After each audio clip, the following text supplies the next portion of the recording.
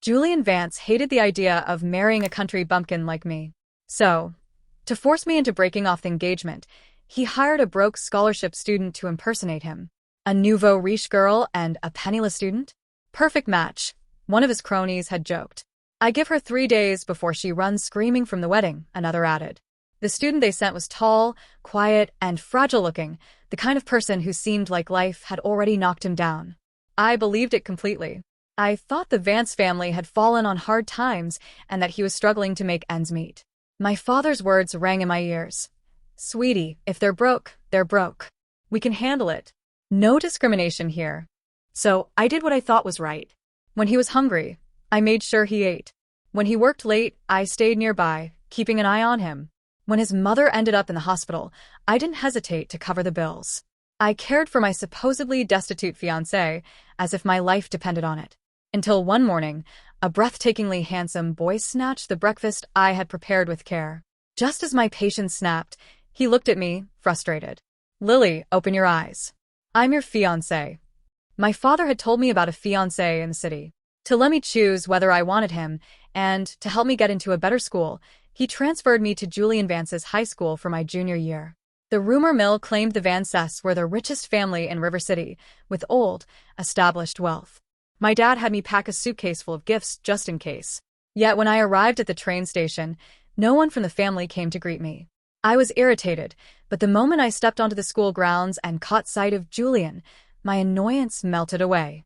A helpful student, glancing at a photo in my hand, led me to him. Junior Class 3? Looking for Julian Vance? I know him. Follow me.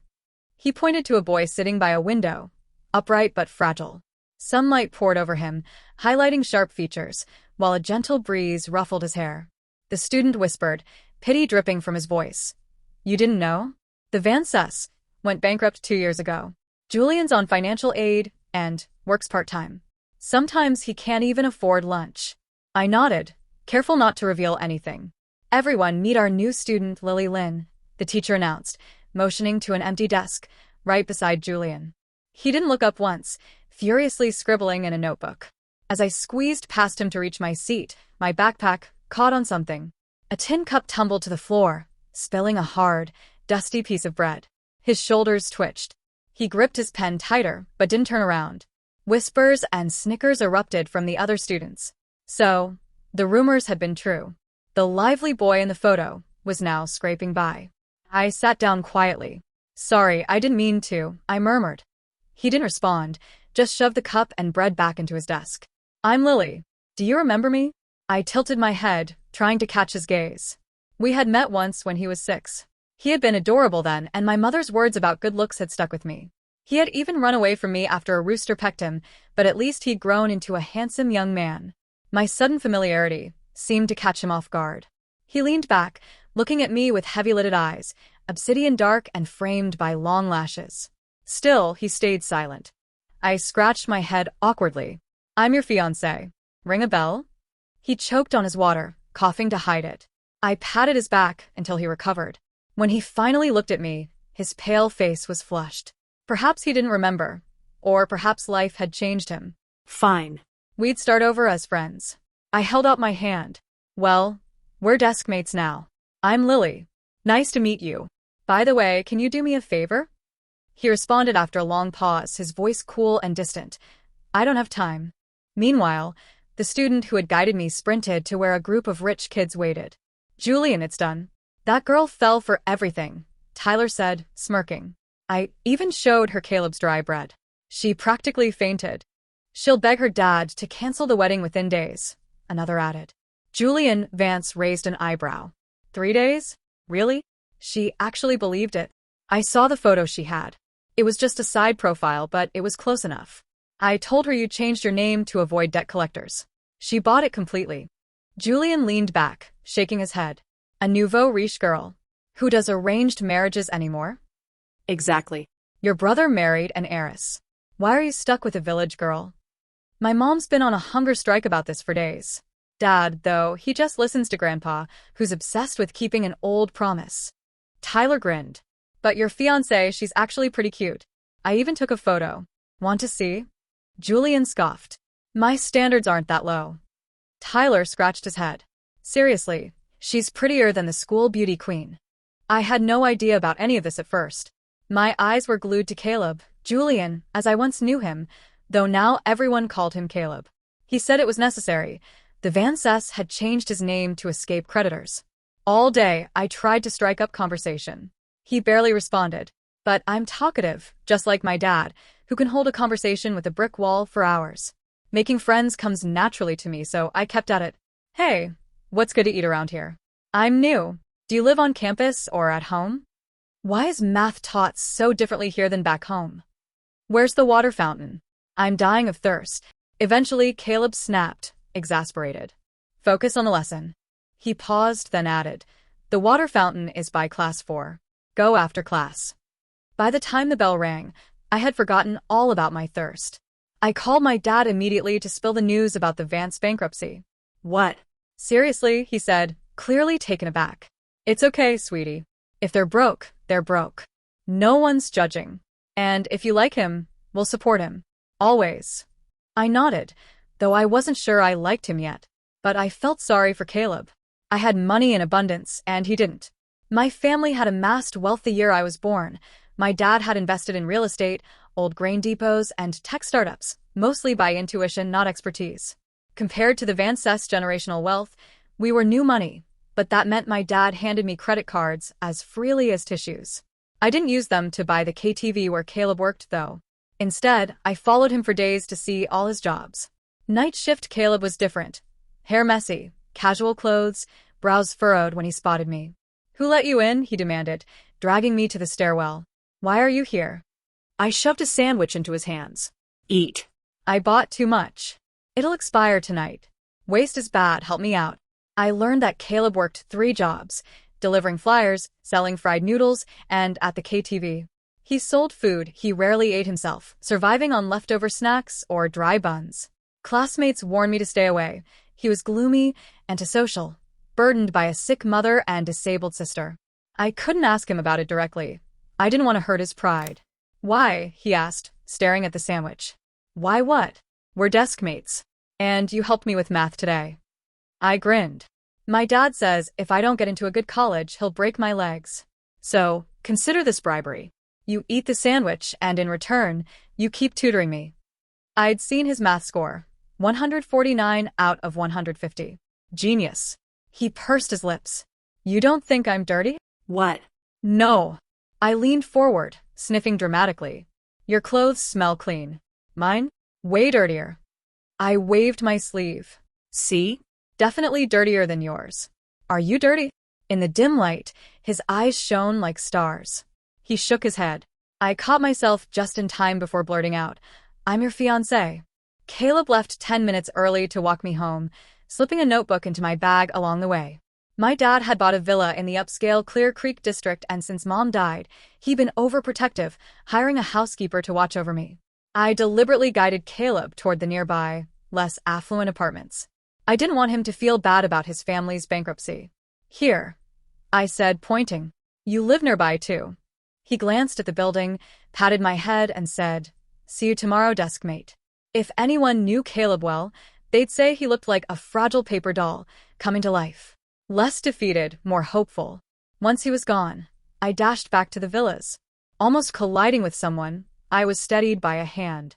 Looking up, I saw a refined, handsome face, vaguely familiar, like Caleb, but somehow different. Hey, I'm fine, I said, waving him off. He blinked. Sorry. I nodded and continued walking, only to be distracted by my puppy, Bean, who bounded toward me. The stranger was forgotten. Julian, watching me from afar, stared at the group chat on his phone. Anyone know a girl at our school? Long hair, big eyes, tall, mole on the nose. Love at first sight, someone teased. No way, Julian. Your standards are too high. Shut up. Just tell me if you've seen her, he typed, confident he'd get what he wanted. After school, Caleb took the broom from my hands. Sit, he said. The sunset turned the room honey gold as he swept. Do you do this often? I asked, swinging my legs from the desk. Yeah, people pay me. $10 a time, he muttered, avoiding my gaze. I laughed, grabbing a mop. $10. Cleaning the whole room? My dad would charge more. The cicadas buzzed outside, and I could see him relax a little, the weight lifting from his shoulders. When we finished, he gave me my notes. I wrote the solutions on the back. Review tonight. Ask me if you get stuck. I begged to follow him to the noodle stall, but he refused. Later, I snuck over anyway. He was frying noodles, bent over his work. Pausing at my presence, he asked, "Why are you here?"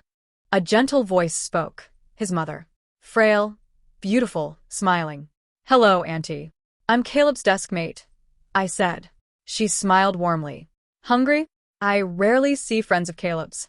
Let me fix you a plate." Caleb stopped her. "Sit, Mom. I've got this." He cracked eggs into sizzling oil, added meat, shrimp, vegetables, and noodles, the aroma intoxicating. I realized he was making the supreme combo, usually $21. I sat at the tiny folding table. Caleb served the noodles, crouched next to me, watching nervously. "Try it." It was perfect. I gave him a thumbs up, my mouth full. Then my eyes welled up. "Caleb, this tastes like my mom's cooking. I miss her." He panicked. "Sorry, I didn't mean to." I stared at him, brilliant at math, juggling 3 jobs, and yet fumbling over an apology. My memory of arrogant little Julian faded. This was a boy shaped by hardship, yet still rising. "You will succeed," I said. He blinked. I didn't explain. I had never met anyone like him, standing in the mud but somehow staying clean. I believed he could succeed at anything. That weekend, I left Caleb alone. I had other plans, namely racing. I hadn't been behind the wheel since moving here, though my dad had gifted me a private track for my 15th birthday. I found a local racing club, but the staff turned me away. "Sorry, miss, private event today." "The sign says open," I protested. "Staff oversight." "Really sorry." Disappointed, I started to leave, until a familiar face appeared. "It's you," he said, pleasantly surprised. "You race?" His eyes crinkled with a smile. "Yeah, though today's not ideal," I admitted. He waved off the manager. "Race me. I rarely see girls here. Just for fun. Winner gets open access anytime." I couldn't resist. Green light. Engines roared. He was precise, hugging every apex like a pro. I laughed, swerving a bit, and managed to cross the finish line first. Back in the lounge, my phone buzzed. "Miss, Caleb's stall is under attack. I'm watching it. Coming." I had someone keep an eye on him, but I didn't hesitate. I ran out without changing. Julian entered the lounge, expecting to see me. "Empty. Where is she?" "She left, emergency," the manager muttered. He frowned, but there was a grin too. She'd beaten him. And he liked it. He snapped a photo and sent it to his group chat. "Destiny. Met her again. She races. We'll bring her next time." The chat erupted, except Tyler, who posted a teasing photo. "Julian, you're screwed. That girl? Your hillbilly fiancé. Look at the picture. She thinks Caleb is you and treats him like royalty. It's over." Julian stared at the image. "Say what?" When I arrived at Caleb's stall, I found him bleeding from the mouth. His father had left gambling debts, and creditors were relentless. "Got a girlfriend now?" A scar-faced thug sneered. "Pay up." He reached for Caleb. I kicked him straight in the crotch. "Thanks, Dad, for those taekwondo lessons." Then I twisted his wrist, he howled. "Police are on the way." Siren screamed, and the men scattered. I held the worst offender until officers arrived. Later, I secretly paid off the remaining $5,000 debt. "Does it hurt?" I asked, touching the faint handprint on his face. He shook his head and looked at the moon. "Why does the moonlight shine on me?" I laughed. Wow. Huge, like a mooncake. I'm hungry for mooncakes. Caleb chuckled. We ended up eating supreme fried noodles instead. The next morning, I tried to sneak breakfast into Caleb's desk, but a hand intercepted it. "You?" I frowned, startled. It was the boy from the track. "Lily forgot me? I'm Julian." "Huh? Another Julian?" He tapped my forehead. "You pecked my butt with a chicken when we were 6. Remember?" Everything clicked. "You're Julian Vance?" I looked at Caleb. "Then he's..." "Caleb," Julian said, amused. "Did you really think he was me?" I'd gone to the wrong address before. I wasn't forcing anything. I just wanted a good college. Caleb's brilliance made him perfect for that. "Someone tricked you," Julian said. "I'm your fiancé, the arranged one." I scratched my head. "Sorry." Whispers spread in the classroom. Julian handed me the sandwich. It's fine. I'll pick you up after school. Grandpa wants to see you. Caleb stood frozen, gripping his backpack strap. His light dimmed. He'd heard everything. He didn't speak the entire class, retreating into himself. Finally, I poked his arm with a pen. His eyes lit up like a puppy recognizing its owner. So, someone lied. But our time together wasn't fake, right? You can't ditch me. You promised tutoring. If I don't get into a good college, I'll haunt you. He rummaged in his desk and pulled out a thick notebook. These are classic math problems. Red is simple, blue and green more complex. Understand these, and you can solve anything. His knuckles were white. Realizing this was all he had compared to Julian.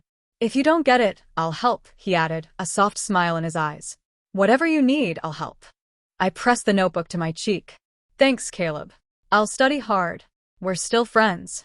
I'm still walking home with you. He nodded. At lunch, I called my dad. The Vances aren't broke. I messed up.